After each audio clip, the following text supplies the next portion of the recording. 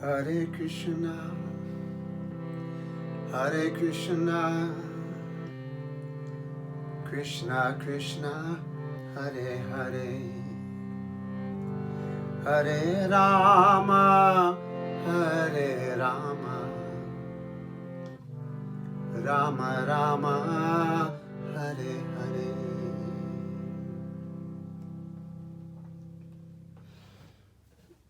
Hi friends, so many people have asked me, well, what is your online Kirtan camp about? What does it look like? What happens during an episode of your Kirtan camp?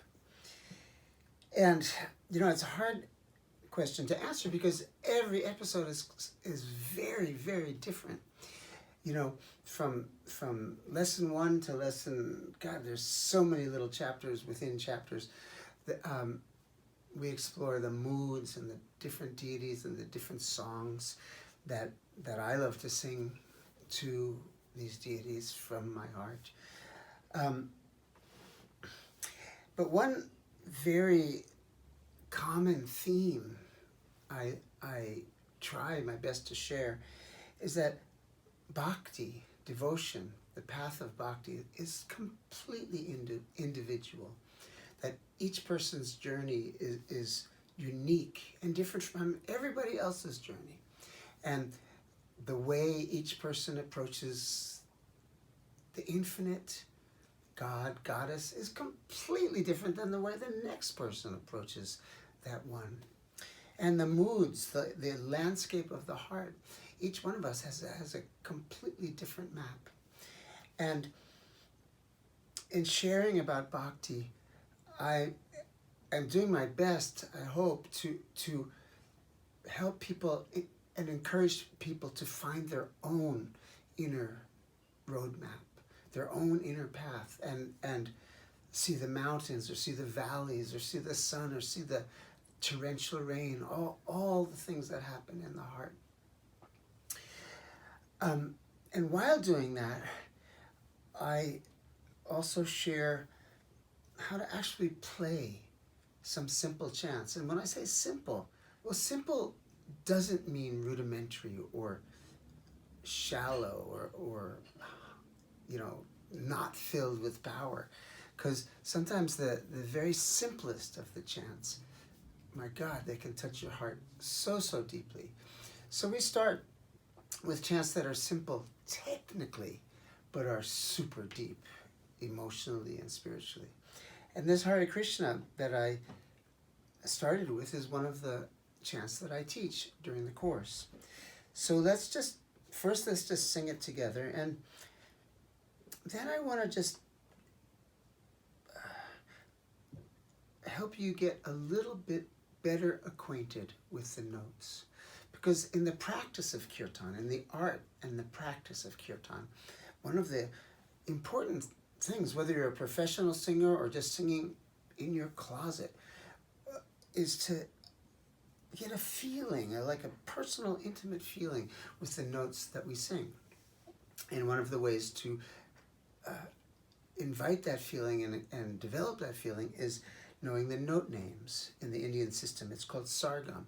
And then we learn simple chords and on and on and on. So first I want you to sing this Hare Krishna with me, and then I'm going to just tell you the notes. And out of the blue, out of context, I don't expect you to understand it, but very, very quickly people are able to grasp this. But first, let's just do the song.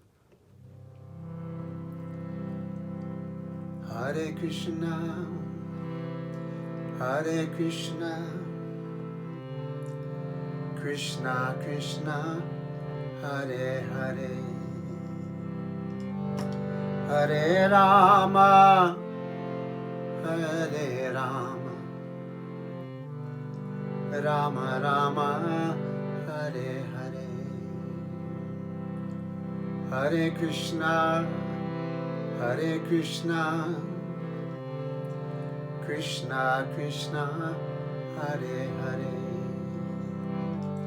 Hare Rama, Hare Rama, Rama Rama, Hare Hare Hare. Hare Krishna, Hare Krishna, Krishna Krishna, Hare Hare, Hare Rama, Hare Rama, Rama Rama, Hare Hare. So we start with the simple notes of the Indian scale. Sa re ga ma pa ma ga re sa ni da pa da ni sa. Now in the course, I introduce you to that very, very slowly and very, very gradually. But I'm doing a little quick now.